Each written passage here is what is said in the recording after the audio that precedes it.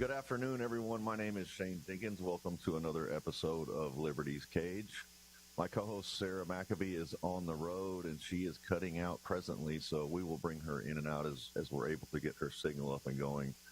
But we have a special guest today, and we'll shout out to everybody at the America First Warehouse. Shout out to Sugar Creek Goods, our sponsor.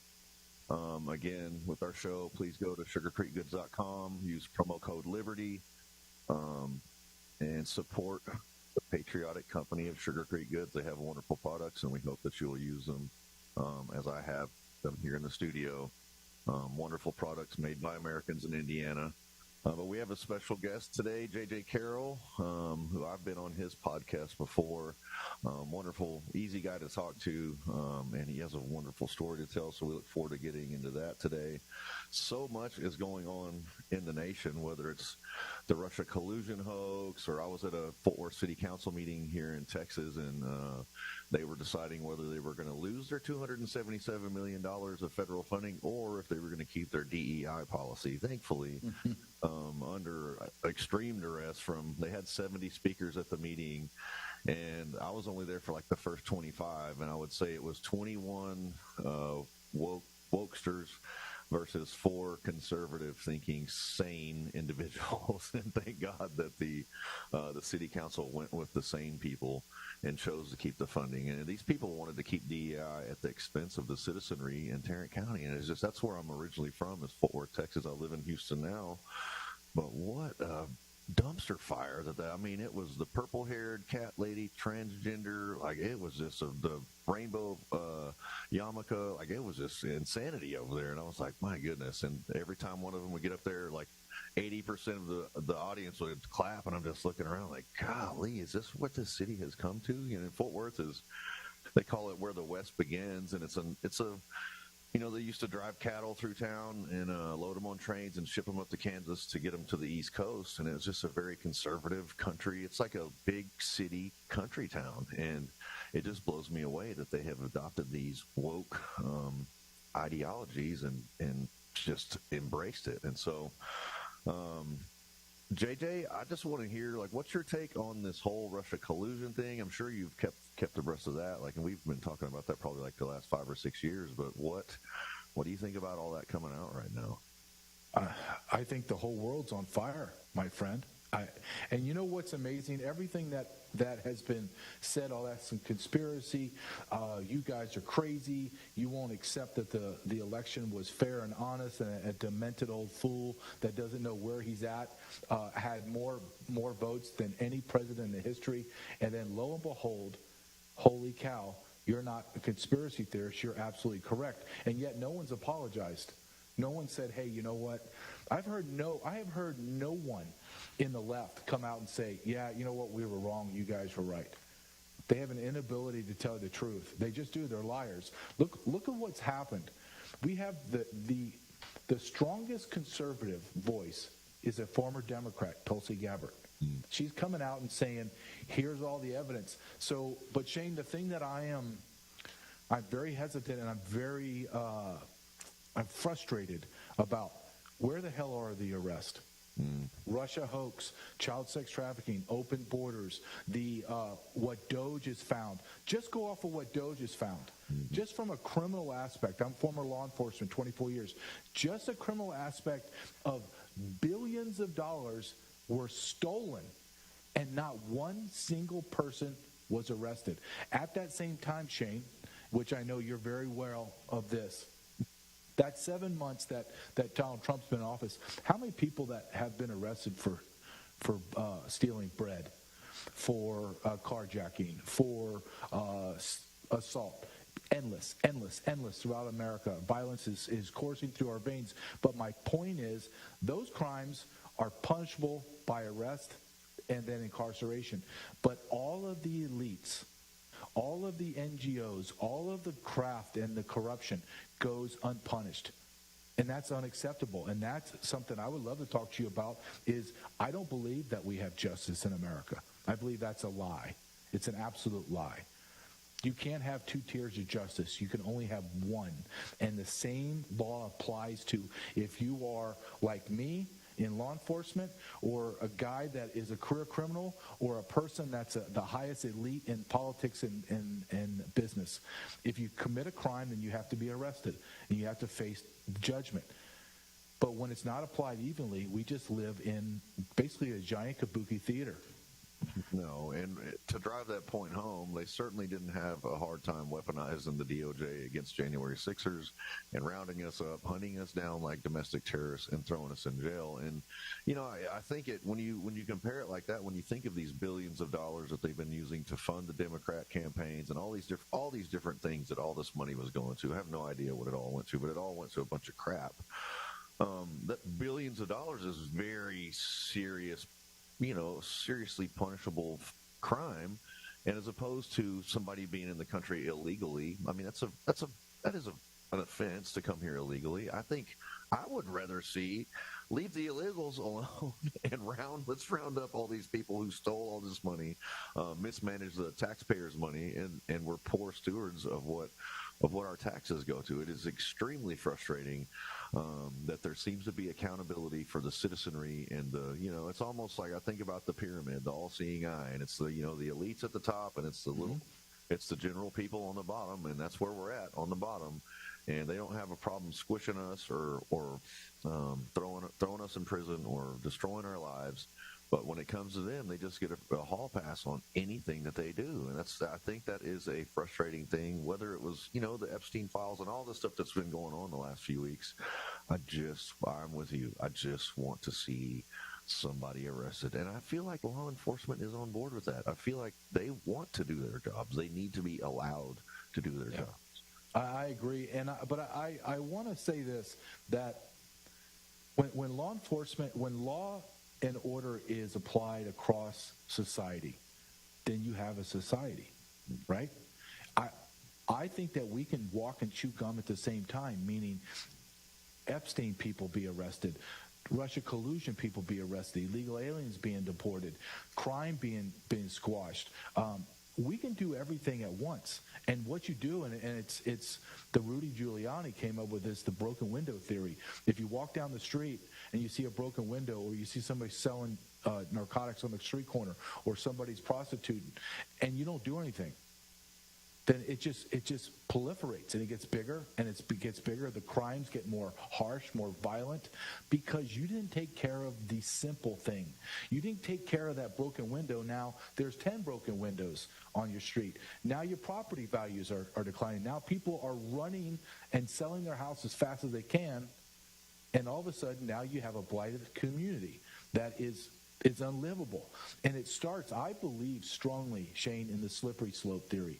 You begin down the path of life, law, order, politics, whatever, religion, and you start taking that wrong step to the left, if you want to use that term.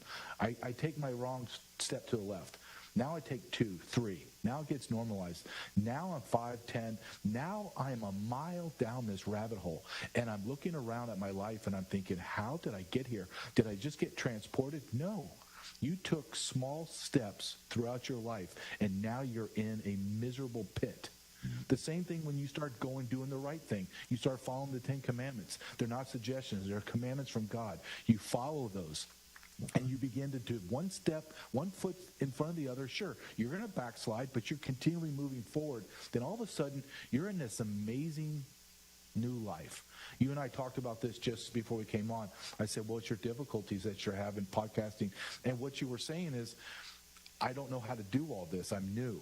And it's frightening. It's frustrating. I'm in the same boat. I'm kind of new at this. I was a Border Patrol agent. Now I'm doing books, etc., and it's new, and I'm trying to learn it, and it's frustrating as hell, man.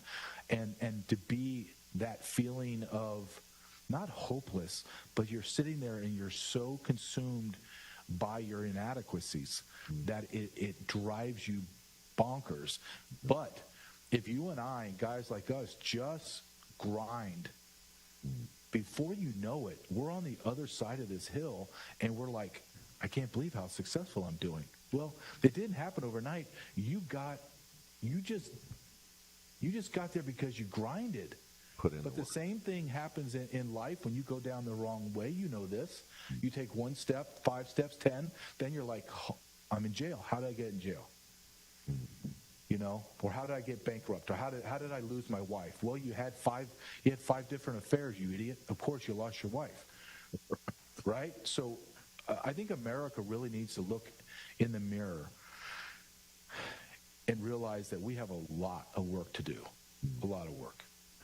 I've been really looking, and this has been something I've been fighting in my heart and in my mind, is trying, like I was telling you, oil field work and this other stuff, and I want to go back to my old normal, but it's like Jesus calling Peter out of the boat. It seems impossible to walk on water. It seems like I'm not a duck. I'm not equipped to do these things, right? I don't feel adequate, and maybe that's some insecurity falling in there. But I do think that, if he is calling us out of the boat, he's calling us to do these things. And I don't think that it's an accident that we're both sitting here podcasting, Huh? After, when we come back after this break, I would like to kind of get into, you said you were Border Patrol, you said for 24 years? Yep. Yeah, so if we could get into that, like maybe how you got started in your law enforcement career, and then we can just kind of move forward from it. Do you have a book that you have out now? I do. I have a new book. It's called Treason. It's a bestseller on Amazon, and it's about what happened these last 4 years under Joe Biden. And I know we're pushed up on a break, but what I find great for me is I've been professionally validated because of Donald Trump's executive orders, and his Doge has shown everything that I wrote in that book is factually true. And I wish it wasn't, but it is. Okay, so let's go to Amazon, check out the book Treason by J.J. Carroll. We're going to get back into his past when we come back from commercial break. We look forward to seeing you when we come back. Corrupt judges, broken families, families torn apart. This is injustice.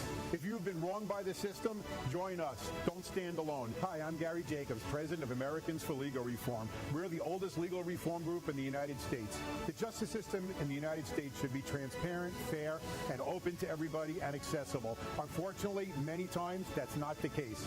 At Americans for Legal Reform, we are here to help. Join the movement. Visit AmericansForLegalReform.com and help reform the system before it fails you.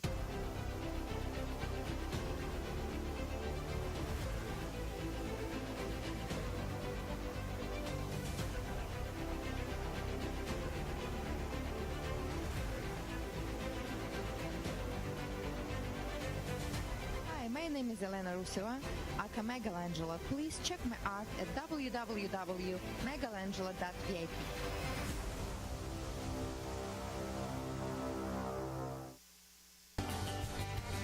The America First Ultra MAGA store. For all your MAGA needs. We sell t-shirts, tumblers, flags, hats, sneakers, bumper stickers, and a whole lot more. The most patriotic America First retail store.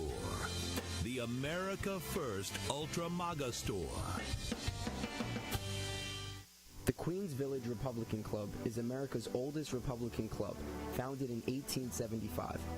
Situated in President Trump's hometown in Queens, New York, we are America First MAGA Republicans, empowering fellow Republicans to get involved in the game of politics at the grassroots level. We host inspiring monthly club meetings on the first Thursday of each month at 8 p.m. For more information, please go to our website at www.qvgop.org. It's Tuesday here at the America First Warehouse.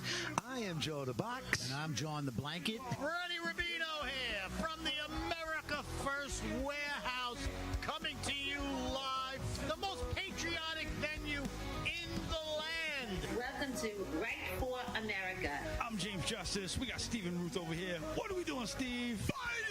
Welcome to Tune In Tuesday of the Patriots Podcast, live streaming every Tuesday night at 7:30. Another edition of On the Right Side here, and you can catch us weekly, Wednesdays at 2 p.m. Eastern Time. And welcome to Liberty's Cage, where we rip the veil off America's broken justice system. Prisons that crush spirits, courts that bend to power, and a society that shuns people who have paid their price. Well, welcome, ladies and gentlemen, to the Kevin Downey Jr. Podcast. Be free, stay free.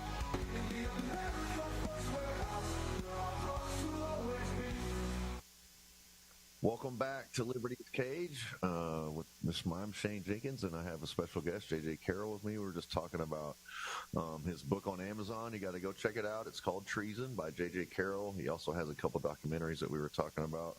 But I just kind of wanted to get into you said you were a Border Patrol agent for 24 years. Were you a regular police officer before that, or were you in the military? How did you get involved in law enforcement, and what was your what drove you into that? What drove me into it? So I played college football at a small school on scholarship in Arkansas, and all I wanted to do is really play in the NFL. It consumed my life. I played everywhere but the NFL, and I tried real hard to do it, went to all the tryouts, did all that stuff, and it just wasn't in the cards. And to play professional sports, it has to be the stars and the moon has to be aligned, unless you are just beyond exceptional, right? And my father at the time was a Secret Service agent, and very, very successful Secret Service agent, worked under for LBJ all the way to Bush Jr., guarded the Pope, actually, when Pope John Paul II came to America. So I knew I wanted to get in law enforcement. I knew I didn't want to get into what my father was doing, per se. I knew I needed something more instant gratification. So when I got out of college, I bounced around for a little while, and then the United States Border Patrol was hiring, and my father told me, I'll never forget this, he said to me, you can join this federal service, and if you don't like it, JJ, every other agency will take you, because you'll be bilingual, everyone loves Border Patrol agents, and we'll hire you. Secret Service, FBI, ATF, everyone will hire you. I was like, okay. But, dude, when I got there for that first day, I'll never forget driving in I went to the academy, which is difficult. It's 19, 20 weeks of intense training. Then my first day, I did what everybody does when they get a new job, is you drive to your new job, right, before the first day, so you can see, okay, where is it, blah, blah, blah. And I'll never forget, I drive in, and I'm standing in the parking lot in Imperial Beach, California. So if you look at the map, it's the southwesternmost point of the United States of America. That's where I worked, on the border. And I parked my car, and I looked out south, and south I could see the border fence, and then I could see the largest flag I have ever seen in my life, and it was the Mexican flag waving in the center of Tijuana. And it has to be, it's still there, it has to be over 100, 200 feet long. It's just gigantic, and it just waves. And I remember stepping my boots on that soil on the border for that first time, and I knew I wasn't going anywhere else. This was going to be my home. I loved it. It was freedom. You just roamed around. You chased people. You got in fights. It was dangerous, and I loved it. It was a world, the border, so your audience understands, the border is completely different than any place you've ever been before. And if you talk to people you talk to smugglers, you talk to the pollos, the people being brought across, and you talk about people that live there and the agents, they will all tell you that is the most violent, it is the most desolate, it is the most hopeless place on planet Earth, period. It devours the weak. Weak agents, weak smugglers, weak pollos. Everyone gets devoured that's weak. And I know this says a lot of great about me, and I know at the same time, Shane, it says a lot of bad about me, is that world, that disgusting, dirty, violent world. I was born for that world, and I thrived in it, and I was good at my job. And the more violent they became, I was even more violent, and I was able to secure arrest. I was able to make massive arrests. I ran task forces for a large narcotic beachside task force that I ran called CBET. I moved up the ranks into senior leadership, and when I retired as a deputy patrol agent in charge in San Diego sector. I worked the whole California corridor and the whole Arizona corridor, so I'm very aware of everything that's going on or has been going on. And my last year in the Border Patrol was Joe Biden's first year. So I witnessed firsthand the treason. I went through Republicans and Democrat administrations that were horrible. If I'm being kind, horrible, until President Trump came in. And he is the greatest border president in the history of America, period. And then I went from that to a treasonous bastard and the Biden administration. And I saw treason, I saw the destruction of America's sovereignty, and I saw chaos within 24 hours of him becoming president. And I did that for about 7-8 months. And I was like, I'm not doing this anymore. I'm out. So I want to ask, and I want to kind of back up just a little bit and then come back to right where you're at right now. But you're kind of out there on the wire. You're like it's almost like at the front line of a battlefield. One side you're not allowed in Mexico, I'm assuming. Right. That's where the enemy is like staging over there, getting ready for, and it's probably, I don't know how, like when you're just a regular agent working the border, I don't imagine your backup is pretty far away. You can be out there at night and it might just be you and your partner. And it's probably very dangerous, whether people taking pot shots at you or people trying to distract you. They're going to move these people over here and then these guys are going to come through like a shell game with you. I can only imagine the rush that would be. And you're kind of out there. You kind of got your butt hanging out there in the wind at times. Yeah, there's some areas that are very congested, like Imperial Beach. It's a giant foot race. It could be as fast as they can get freedom in 10 seconds, or it might take them a day, depending on where on the border. You get to the desert, it could take them hours or days, and then agents are more spread out. But where I worked in Imperial Beach, so prior to Biden, everyone that came out of prison, local, state, local, or federal, that was an illegal alien, there was tags on them, so detainers. So when they came out, they wouldn't get released to America like sanctuary cities do today. They were turned over to the Border Patrol, back then was INS, and they would deport them through the turnstiles at Tijuana. So all of these rapists, gang members, murderers, child rapists, they would all cross into Mexico, walk across onto the border, and they would try to cross again. So all I was arresting was rapists and murderers. And when you are fighting, you know this, when you're fighting, people think, they think at Hollywood, right? You're fighting and it takes, they're fighting for 5 minutes and they're banging bricks over their heads and they're, no. A fight, 10 seconds seems like 10 years, right? When you're fighting. So when we would get into fist fights, there was no backup, brother. It was just you. Yeah. So I could, a ground sensor, we have these sensors all over the certain trails, and they would trip the sensors, and then a sensor would go to dispatch. Dispatch would call us on the radio and say, for example, the 102-1 has 7 hits.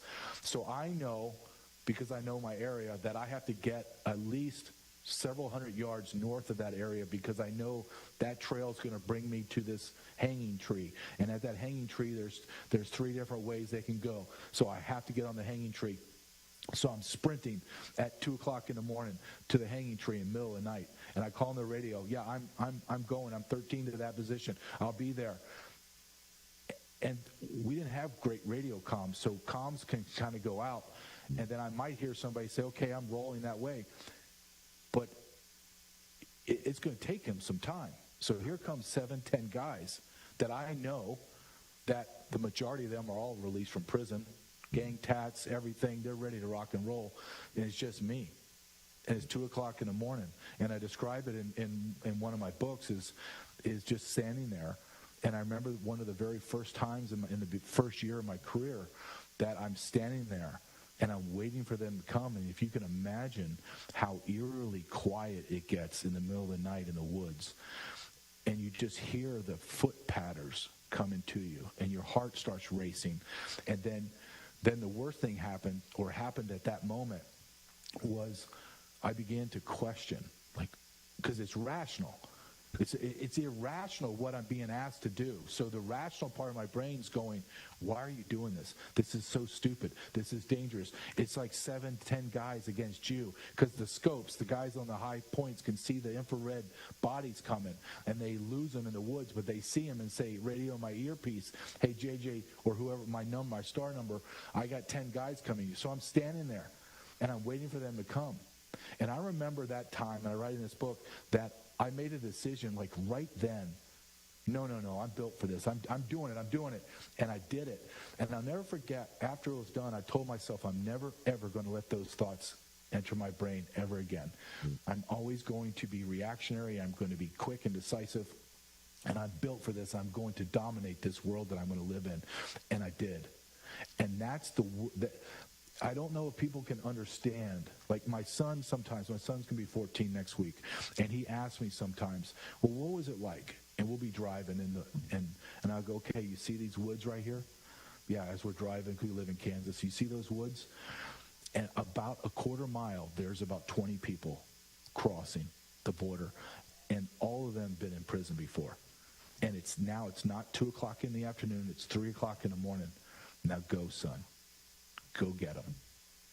There's no one helping you. Well, how long's my backup? There is none, son. Go get it done. And that's the mentality I had to go get it done. And the more you did this job, if you were really good at it, you thrived and you wanted that to happen. Every day I went to work, I thought, please, God, give me multiple arrests. Let me get into fights. Let me prove myself. And that's the world of law enforcement. If you're good at it, you are going to seek out. You're going to be proactive. And when that happens, unfortunately, very bad things can happen. Things go sideways all the time. You know this, Shane, being on the other side of law enforcement. It's not CSI Miami. It's not a bunch of hot chicks in bikinis and everyone, when you say, hey, you're under arrest, they go, okay, here, arrest me. Even when, and you know this, even when you trying to put handcuffs on the most compliant person, it is so cumbersome. It is so difficult to bend people to do that. But that's my life. That's just a look into Border Patrol. Border Patrol is an insane career, but one I thrived in and I loved. Again, we're here with J.J. Carroll, the author of Treason and the author of Invaded. Check it out on Amazon. We'll be back with more after this break.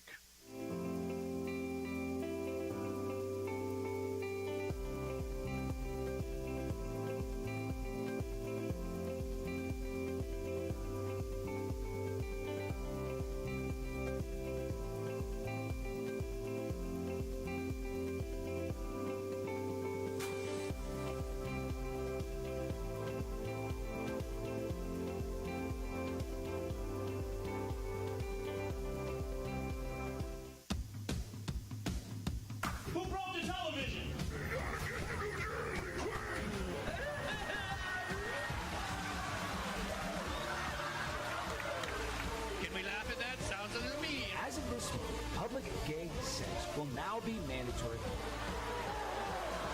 Am I the only one that sees what's from King Kong, baby? Sorry, maybe I overreacted.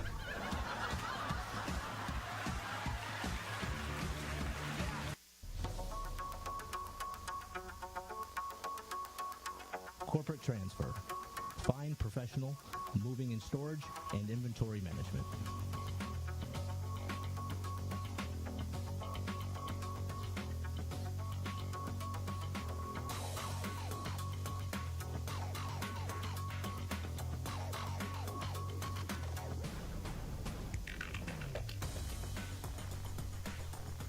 Welcome, everybody, to the not-so-newlywed show, where three couples are going to compete for really great prizes. Okay, Donna, we asked Mike, who complained first on your honeymoon, you or him? What do I think? Yeah, what do you think? I think he said... Lisa, this ain't the SATs. Just tell us what...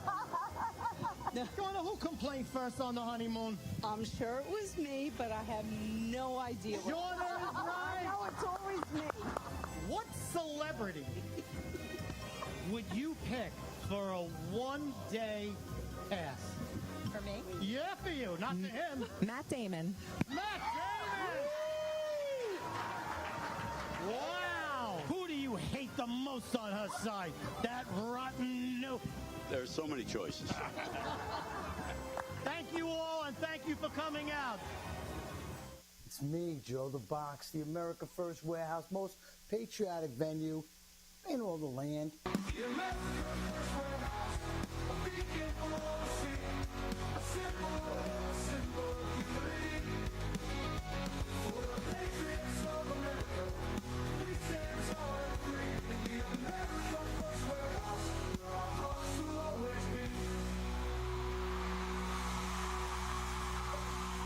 Welcome back, everybody. Shane is here with Liberty Cage with special guest J.J. Carroll, 24-year Border Patrol agent, author, and documentarian, I guess would be the proper word. Yeah, I think so. Check out his books on Amazon, Treason and Invaded. Having a good conversation. He was just kind of getting into the details of what it was like just kind of being out there blowing in the wind, protecting the nation's border, and how he just really embraced that and got into it, and it's kind of you against the world out there, and you're covering your butt. And then I just wanted to kind of get now on the other side of that token, when Biden came into office, what really just paint the picture how things changed for us. Well, my job went, we were actually winning. Like, morale was off the chart under Donald Trump, like off the chart. Guys couldn't believe what we were doing. We were shutting the border down, and then we watched in horror the very first day Joe Biden took office. Actually, it was before he took office, we began to see the caravans pushing up because they knew they were wearing I Love Joe Biden T-shirts. Imagine that. And then we went from averaging 500, 600 arrests a day over the entire border, 2,000 miles of the southern border, 5,400 miles of the northern border, both coastlines, 500 people a day. That's nothing, Shane, absolutely nothing. We went from that to day one of Joe Biden's administration to the end, the last day of his administration. We averaged between 5,000 and 20,000 people a day were arrested and released. Arrested and released. Let me put that into context. Philadelphia Eagles, world champions, Super Bowl champs. Their stadium, Lincoln Field, holds about 70,000. We were averaging, I could say easily, the bottom end, 10,000 arrested and released a day. That means every single week for 4 years, Shane, we filled up Lincoln Stadium with illegal aliens and released them into America week over week over week for over 4 years. Wow. Morale tanked. We had a suicide epidemic throughout the United States Border Patrol. I went from being so proud. I was second in charge of a station. I was looking at my next promotion was going to be a large border station. I could not wait. I was so excited. To then we went to the depths of despair, and we began to release every single person we caught. Do you know how many people I arrested prior to Joe Biden coming in office? At least 100,000 people, directly and indirectly, as running task force, being in charge of a station. Do you know how many people I released into America out of the 100,000 that I caught? Zero. Zero, because it's against the Immigration Nationality Act, the INA. But under Joe Biden, they ignored all laws and released that they caught. The Border Patrol caught 12 million people in 4 years and released them all. The United States federal government, I don't know if your audience even can comprehend this, took commercial and contract flights all across the nation, loaded jumbo jets full of the illegal aliens, brought them in the dark of night, and released millions of them into America off the books. Off the books. The federal government of the United States of America admitted that they arrested or led in through flights or lost up to 18 million people in 4 years. I'm telling you that number was 30 million conservatively. And now we have 50-plus million people inside our walls that are illegal aliens. No nation has sustained itself and or prospered when their demographics were this destroyed. And we're sitting on a demographic time bomb here in America right now.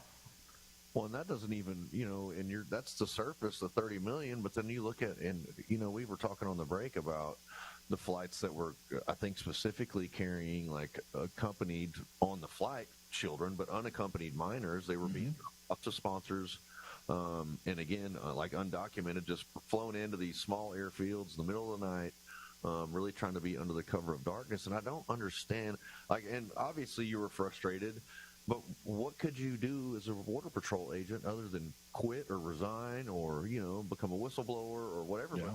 Biden administration, it's not going to do any good. It's not going to do anything because they're not going to put you before Congress. They're not going to give it media attention.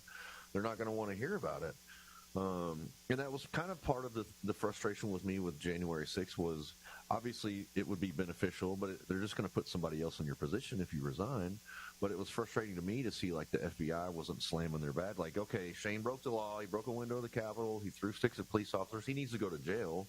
But we're not going to weaponize and call him a terrorist or label him a tier 1 anti-government extremist. We're not going to do the pre-dawn raids with the armored personnel carriers, and we're not going to do all that. It just was frustrating but I guess under Biden, it really wouldn't matter because you would just be putting your ass on the line, and you're going to lose your job, lose your ability to take care of your family and your children. Yeah. It's a very tough position to put a guy in. But Shane, we all swore an oath to not follow unconstitutional orders. What if Border Patrol agents got together and said, we're not doing it? What if all 15,000 just said, nope, not doing it? You're going to fire all of us? Okay, and then we're all going to class action lawsuit and we're going to win. But we never had any continuity because we didn't have any leadership at the top. When Rodney Scott left, who is now the commissioner of CBP, was the chief of Border Patrol, they fired him and put another guy in that was a mouthpiece. His name's Ortiz, and he just basically did anything that Mayorkas wanted. So I think historians, Shane, are going to write volumes about this 5-year window prior to Biden coming in and then him coming in. There was lawlessness, and it's still today. And it hasn't gotten better, right? The border shut down. We're trying to arrest people. But overall, the system is as broken as it was 7 months ago. We were living in the dark ages of America law and order, where Justice Department was weaponized. They abused their constitutional authority. They abused the civil liberties of the citizens of America. And we opened the borders and allowed in the enemies of America and destroyed the sovereignty of the United States of America. And here's the problem that I have with all of it. Not one person's been arrested. Not one single person in 7 months has been arrested for the heinous crime of treason, for following unconstitutional orders, putting people in solitary confinement for trespassing. Think about the Laken Rileys, these people who due to the open border policy, all the people that lost their lives, all the lives that were lost to fentanyl, all the lives of the children who were illegally smuggled over here, who have died or been raped or murdered or their organs harvested or whatever they're doing with these kids. I can only imagine. All those people's blood is on the hands of the Biden administration. I think it starts with Joe Biden and his cabinet, and then it goes to Mayorkas and anybody, that's a part of that. And it has got to be rectified. And whether it's it goes all the way to Fauci and the vaccines and a number of these things.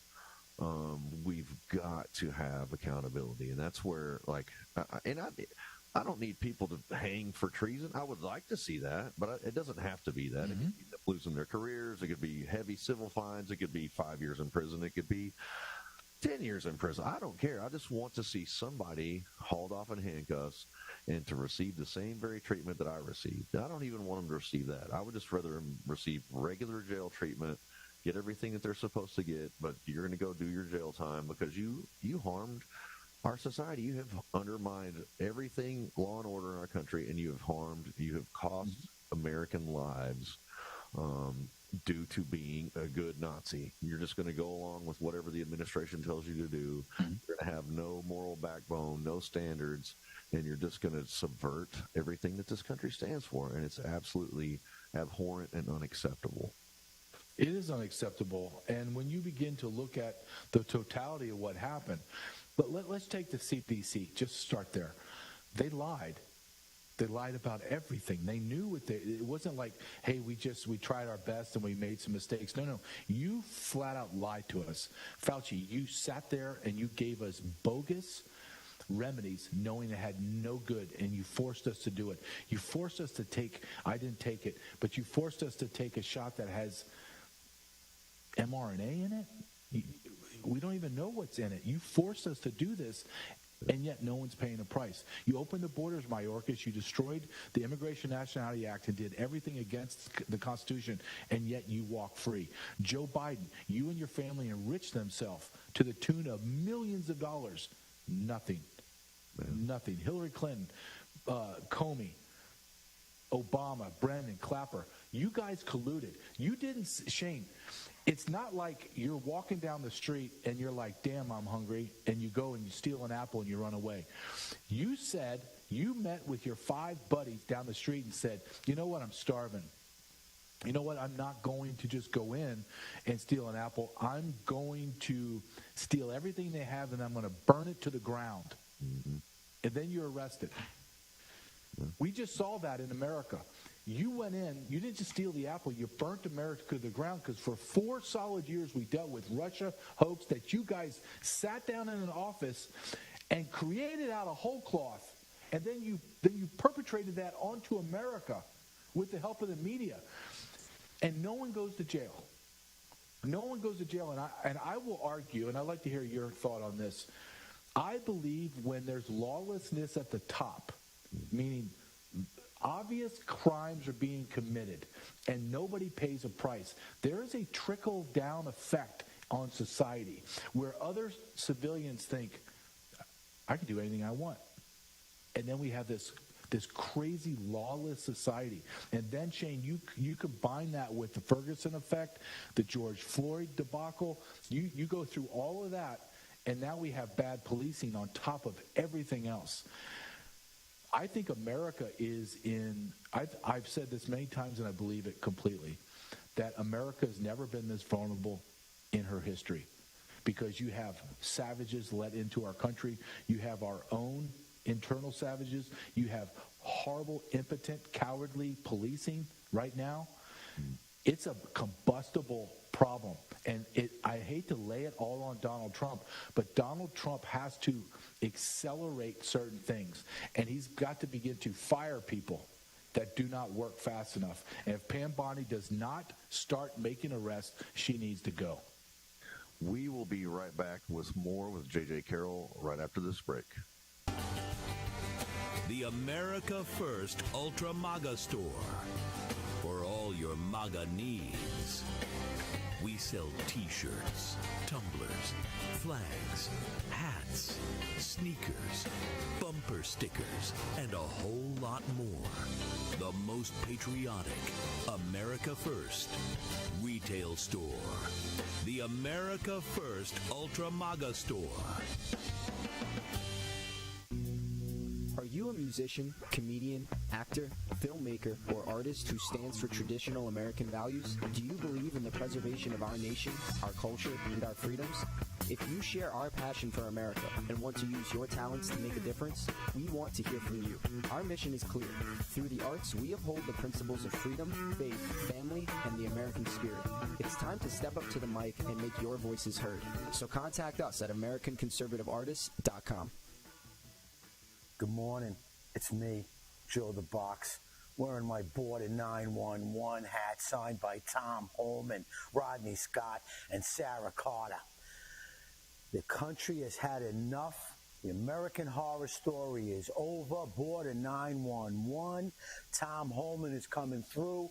My brother's son, my friends' children. We're done with it. 100,000 lost lives every single year. God bless you, Tom. The Queens Village Republican Club is America's oldest Republican club, founded in 1875. Situated in President Trump's hometown in Queens, New York, we are America First MAGA Republicans, empowering fellow Republicans to get involved in the game of politics at the grassroots level. We host inspiring monthly club meetings on the first Thursday of each month at 8 p.m. For more information, please go to our website at www.qvgop.org.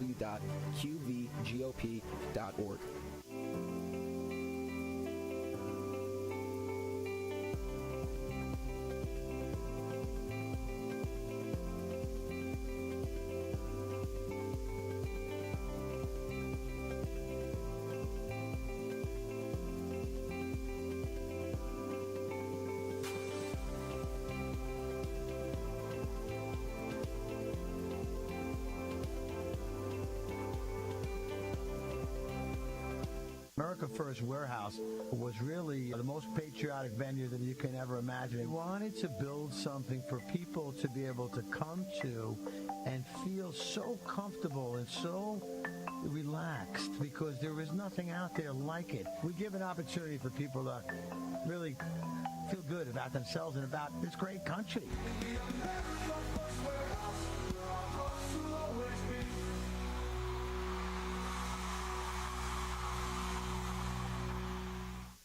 We're back, everyone. Shane Jenkins here with Liberty's Cage. Sarah McAfee lucked out and got the day off again, but she's missing out. Wonderful conversation with J.J. Carroll.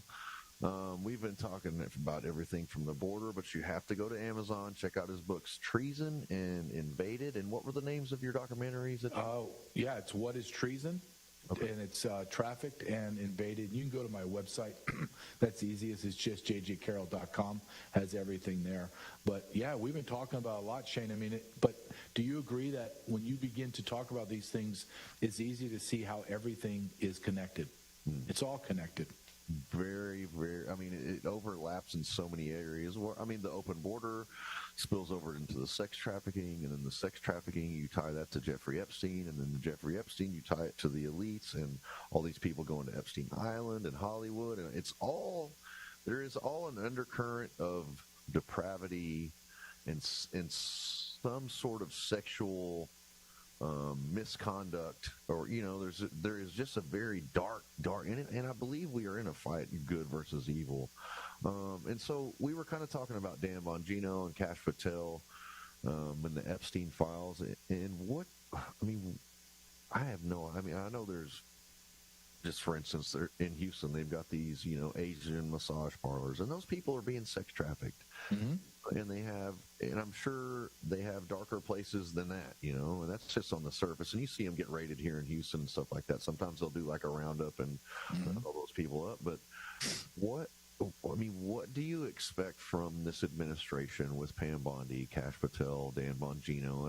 And I am. This is something I am personally good at. Like a lot of my Gen 6 brothers and sisters are like, we want results now, and so they're just like, and I get it, but I also understand. I think good police work takes time, and you don't want to rush anything. You want to roll it out. You want to do it legally, and you want to do it properly. That way these people don't beat you on appeal or beat you in a courtroom battle. But what do you expect from this administration regarding whether it's sex trafficking or even any of these things we've been talking about, from COVID to the border to whatever? What do you have high expectations, or are you kind of... I had super high expectations when I started, and I saw Kash Patel. We're going to turn the FBI into a museum. Didn't happen. Dan Bongino goes in, and I'm thinking with Dan Bongino, because I looked at him as someone that I aspired to be. He is a former agent. Then he became a podcaster at the top of his game, making millions of dollars, having massive influence. And I thought for sure he would make things happen because he has more to lose. It's not the money. His name was on the line. And now I've come to the realization that I might not see one single arrest. Not one. And you said something, and I believe this because I did this. So the bigger investigations are always done, and it takes time. However, the underlying arrests and subjects are always arrested. Meaning, let's say I catch a giant narcotic load in Santa Barbara. I get 30 defendants, and I get 10,000 pounds of narcotics. I make those immediate arrests. I turn it over to the task force that's attached to my task force, and they begin the long-form investigation. Where's the load house? Where are they cutting it? Where their supply? What's their supply chain? Where are they going? They follow it out, and they hit somewhere in Chicago, and then they I don't care about that. You're going to make arrest eventually. Right now, this is what I need. This is law enforcement 101, Shane. Why are we not going and arresting everyone that we know has either committed treason, broke laws, created the January 6th, and it was all a kabuki theater. You had congressmen that destroyed evidence. That's a crime. Now you have Comey and them. So why don't just go arrest everybody? Why don't you just go arrest everybody, and then this is exactly how I would do it, as I did it throughout my career. I had 10 defendants, 10 guys that worked for the giant smuggler smuggling human narcotics, human loads of narcotics, and separate them. And I let everybody know, hey, we're all going to go in separate rooms now. Hey, I'm letting you know that I'm going to go talk to the other 9 guys. Whoever talks first gets the deal. And those men begin to scream at the top of their lungs because they want a deal. You're going to tell me Hillary Clinton wants to spend the rest of her life in jail? You think James Comey, that soft, pathetic little wuss, wants to go to hardened prison and federal prison and get beat up? No. As a police officer, no. He'll talk. They will all talk. They have no loyalty.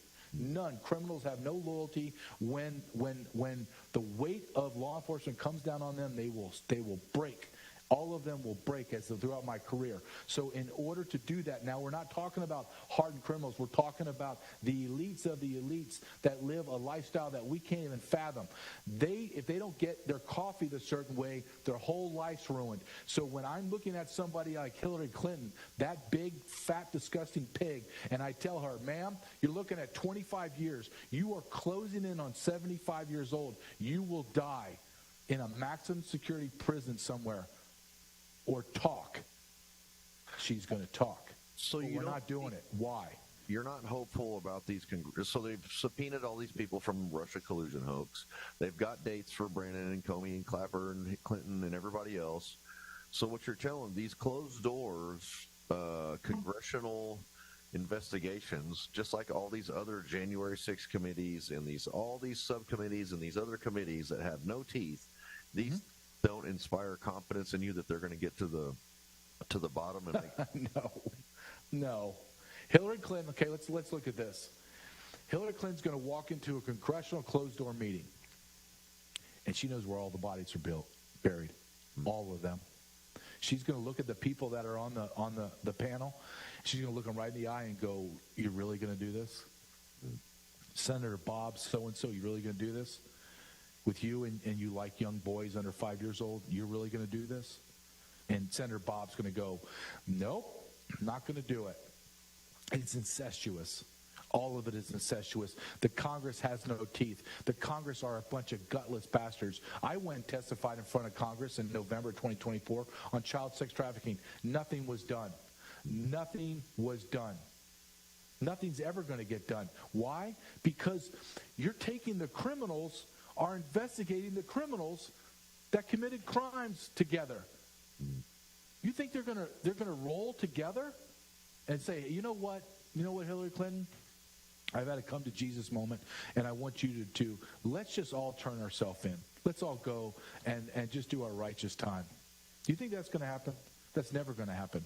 I had multiple someones tell me with alphabets behind their name, intel agencies, told me, you need to understand, when I was filming my documentary about child sex trafficking, the reason why nothing gets done, JJ, is because the people that are pedophiles in Congress, senators, congressmen, presidents, they told me, they are significant, the percentage is. And the ones that aren't pedophiles know who the pedophiles are, and they remain silent. Therefore, they are complicit, coerced, and blackmailed.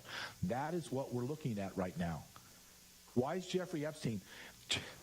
You're telling me that Kash Patel, Pam Bondi, all those guys didn't already have the goods on Jeffrey Epstein? That there isn't right now thousands of pages that they can go in and go, okay, arrest him, and her. Okay, that's 1,000 people. Get them in here. Has to be. No, they won't do it because Dan Bongino comes in on a Maria Bartiromo Sunday show. He looks like somebody has a picture of his wife. They're going to hang her behind the camera. He's white as a ghost, and he says, yeah, Jeffrey Epstein killed himself. I'm going to bring that up. Did they not look supremely uncomfortable, like they were being extorted or something was going on, or being forced to lie? Did they not look? That's what was my take on it. I did this for a living. You had to survive having to be able to tell when people are lying. I did this for a living. They were lying. I was so distraught after watching Kash Patel and Dan Bongino what I thought was lying. I reached out to someone that did this in the military intelligence world and CIA world, and he's an expert. And I said, am I wrong? Were they lying? He goes, they were lying through their teeth. I watched them lie right in real time, all the telltale signs. Dan Bongino is a very dark-skinned man. He looked like he was pale white. They looked extremely uncomfortable. Like they did not want to be there. They did not want to be saying what they were having to say. And I'm a bit of a conspiracy theorist. If I had to pick a conspiracy that I like for this whole situation, I believe Jeffrey Epstein's in the witness protection program, and they're waiting for the right time to roll out his testimony. That's wishful thinking. Probably it will just be swept under the rug. Probably.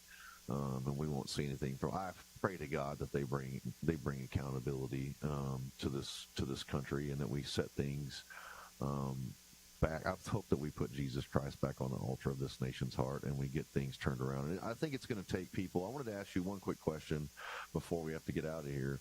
Have you considered re-enlisting, like in the Border Patrol, or were you enticed by the ICE bonuses I think they were offering to Yeah, it's not the bonus that enticed me. If I still lived in the border area, I would join back, absolutely. But I won't move my son. He's going into 8th grade and in high school. I'm not going to do that to him. However, I did apply I live in Middle America, and I did apply for an ICE position. In a long, convoluted way, they would have to make exceptions to allow me to get back in because of the grade and series that I was. I'm more than qualified, but will they bring me in? And I volunteered for it because I was like, okay, I'm young and strong. I need to get physical. I need to get back in the fight. I can do everything I'm doing now and still do that. Then I need to do it.